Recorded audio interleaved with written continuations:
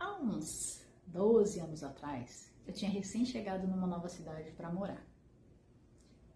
E se você já saiu da sua terra natal, e se você já teve a oportunidade de morar num lugar novo, conhecer gente nova, você sabe que o primeiro ano é uma bênção, é uma maravilha, é muita coisa para descobrir, é muita coisa para viver, pessoas novas, lugares diferentes.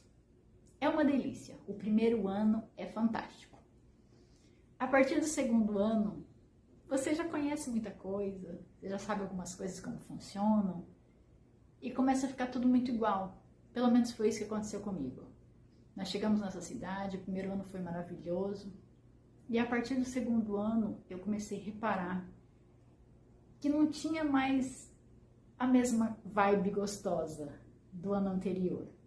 O primeiro Natal já tinha passado, o primeiro ano novo, aquela sensação de primeiro ano, de descobertas, já tinha passado. E foi aí que eu comecei a reparar algumas coisas diferentes no meu comportamento. A primeira coisa que eu vi que estava fora do lugar foi que eu comecei a fazer exercícios físicos, uma intensidade que eu nunca havia feito. Eu sempre fiz exercício, mas de maneira leve a moderada mesmo. Não tinha nada muito difícil, muito intenso. Era um exercício só para manter a saúde em dia.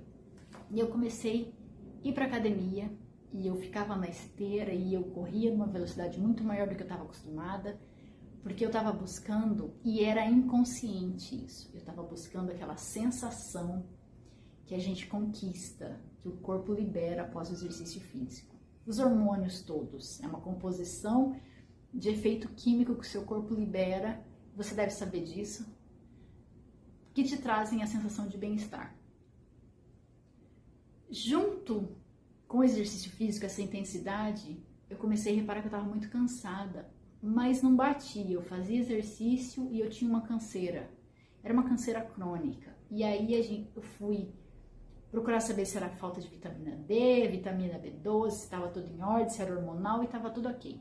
Não tinha nada de errado com os hormônios. A saúde estava ok. Então eu praticava exercício físico, eu tinha uma canseira e começou a aparecer um choro. Eu tinha crises de choro e às vezes eu falava é porque eu tô cansada, é porque eu tô com TPM. E junto ao choro, eu comecei a ter muito sono. E eu tinha um sono e eu falava, pelo amor de Deus, meu marido não me acorde, porque eu quero é dormir. Eu preciso dormir, eu tô com muito trabalho na faculdade, tem a igreja, e eu tô exausta, e parece que o final de semana é muito pequeno e eu preciso dormir. Até que um dia, isso foi no comecinho do ano, eu cheguei pro meu marido e falei, eu acho que eu estou com depressão. Mas até chegar nessa consciência de dizer pro meu marido, eu acho que eu tô com depressão, eu procurei respostas em volta do lado de fora e justificativa na faculdade, na igreja, para não admitir que eu estava doente e eu precisava de ajuda. E aqui já fica uma dica. Se conheça. Se conheça, conheça como funciona o seu corpo, conheça a forma como você pensa, conheça os seus hábitos, preste atenção em você. Porque tudo que vier fora do que você conhece é um sinal de alerta. Fecha parênteses. Como nós conhecíamos poucas pessoas, eu não me lembro se nós pedimos indicação para alguém, mas eu encontrei essa psiquiatra e eu fui.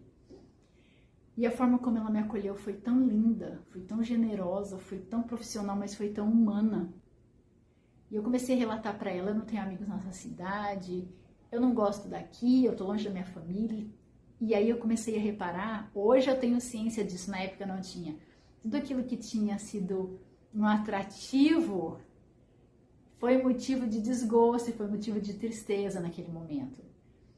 E com o passar nessa primeira sessão, eu lembro que ela entrou com medicação e ela falou, esse sono seu é um forte indício de que nada tá certo, se tá tudo certo, está tudo muito bem com seus exames, esse sono é um forte indício que tem alguma coisa desequilibrada.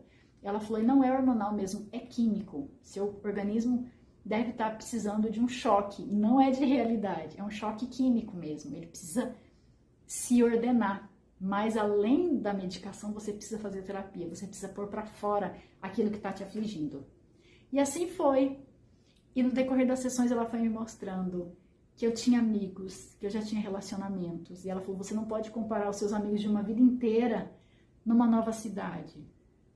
Você não pode querer comparar as pessoas com que você cresceu e tem amizade até hoje com as pessoas que você acabou de conhecer.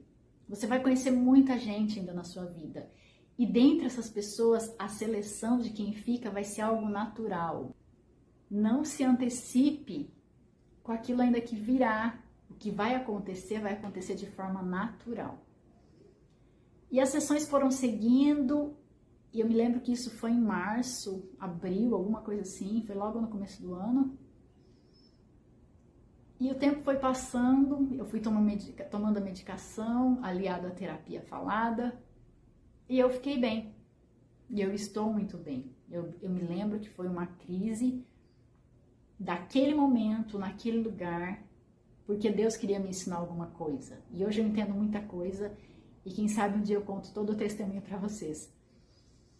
Mas por que eu estou trazendo essa história hoje? Porque tem um texto da Bíblia, que você já deve ter ouvido muitas e muitas vezes, porque é muito pregado, é muito falado, é muito ensinado. Que está lá em Ezequiel, no capítulo 37. Nesse texto, Deus leva Ezequiel a um vale de ossos muito secos, ou sequíssimos em algumas traduções. E Deus pergunta a Ezequiel, Ezequiel, podem esses ossos reviver? Podem ter vida novamente? Eles podem voltar a viver, a ter vida? Esse bando de osso que você está vendo aqui? E Ezequiel fala, Senhor, tu sabes. Ou seja, o Senhor é um Deus poderoso. Se o Senhor quiser, no céu já está feito. É só se manifestar sobre a terra. Então Deus diz a Ezequiel, Ezequiel profetiza sobre esse vale. Profetiza vida sobre esse vale.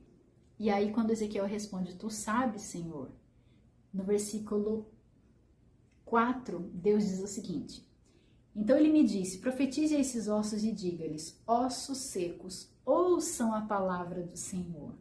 Assim diz o soberano, o Senhor a esses ossos. Farei o Espírito entrar em vocês e vocês terão vida.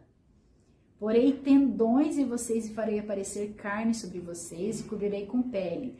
Porei o Espírito em vocês e vocês terão vida. Então vocês saberão que eu sou o Senhor. Mas o versículo 7 e 8 é que mais me chamam a atenção. E eu profetizei conforme a ordem recebida. Enquanto profetizava, houve um barulho, um som de chocalho, e ossos se juntaram osso com osso.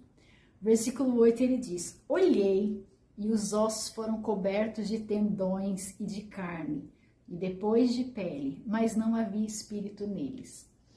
Eu acho lindo, lindo, e eu não me lembro de ter visto alguém falando sobre isso, e toda vez que eu leio esse trecho, eu penso, isso tem que ser falado. Ezequiel profetiza e a Bíblia fala que um exército enorme se formou naquele lugar. Mas, para se formar um exército, para surgir pele, para surgir corpos inteiros e chegar ao espírito da vida, o fôlego de vida, algo muito elementar aconteceu. Algo que nós não vemos foi construído. Começou-se do começo. É redundante dizer isso, mas as coisas foram começando por um início. Tendões, a Bíblia fala, tendões se uniram aos nervos, para por último chegar à pele. A primeira coisa a se unir foram ossos. Ossos diz respeito à estrutura. Eu preciso ter uma base sólida, aonde eu me seguro, aonde eu me firmo. Jesus dá o exemplo sobre a casa que foi construída sobre a rocha e sobre a areia. Veio um vento, veio a tempestade, e a casa na rocha se sustentou, enquanto a casa na areia desmoronou. Você precisa ter uma base sólida. Tudo começa a partir da base. Uma casa você não começa pelo telhado, uma casa você começa pela estrutura. Quando eu era pequena, a gente sempre ouvia, não sei se existe esse termo ainda, você começa pela fundação, pela base, aquilo que vai dar sustentação. Você pode construir um prédio de 50 andares, 100 andares, mas eu preciso ter uma base sólida, que se sustente e que sustente tudo que vier por cima. Então, quando eu leio esse versículo 8, eu fico maravilhada como Deus é perfeito na sua criação. Primeiro, ele diz, vocês precisam ter estrutura. Eu preciso estar estruturada por dentro. E quando eu me lembro dessa fase da minha vida depressiva, eu precisei entender o que estava acontecendo dentro, o que estava reverberando fora. Eu juntei tantos dados, tantos fatores para médica externos. Eu não tenho amigo, eu não gosto da cidade, eu estou longe da minha família, mas não era nada do que estava externo que estava me afetando, era o que estava dentro. Que insatisfação é essa? Que comparação é essa com a vida que eu tenho hoje, com a vida que eu tinha? Eu precisei estruturar e me organizar por dentro para aqui fora tudo ficar na mais perfeita ordem. Então a palavra que eu trago hoje para você, a reflexão, além de Ezequiel 37, que se você nunca leu, faça uma leitura, é um capítulo curto, razoável.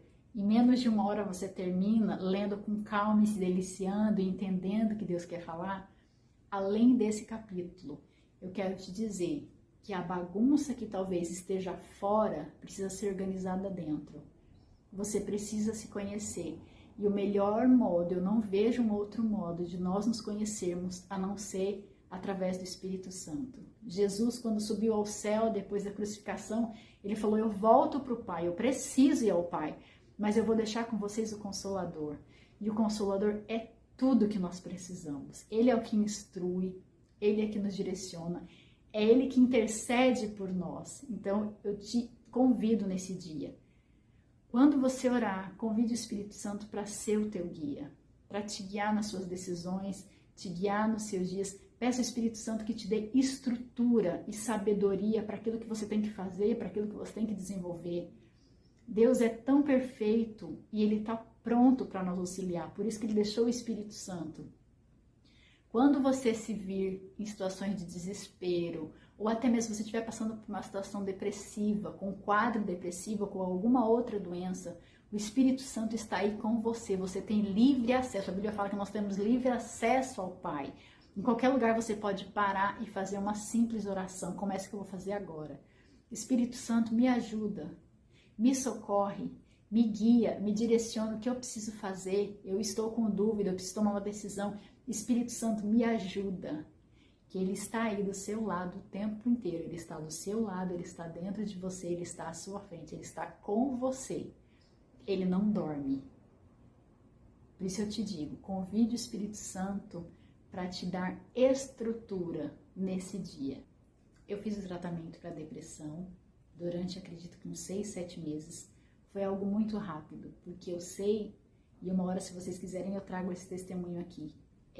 Foi uma fase que Deus precisava me parar para me tratar de algumas questões. E quando eu leio esse texto, eu vejo o cuidado de Deus para estruturar o lado de dentro, para florescer aqui fora, para reverberar do lado de fora. Se você gostou desse vídeo, curta. Se você não é inscrito, se inscreva, não te custa nada. Se essa palavra falou ao seu coração, compartilha, seja bênção para alguém. Que Deus te abençoe e nós nos encontramos no próximo vídeo. Tchau!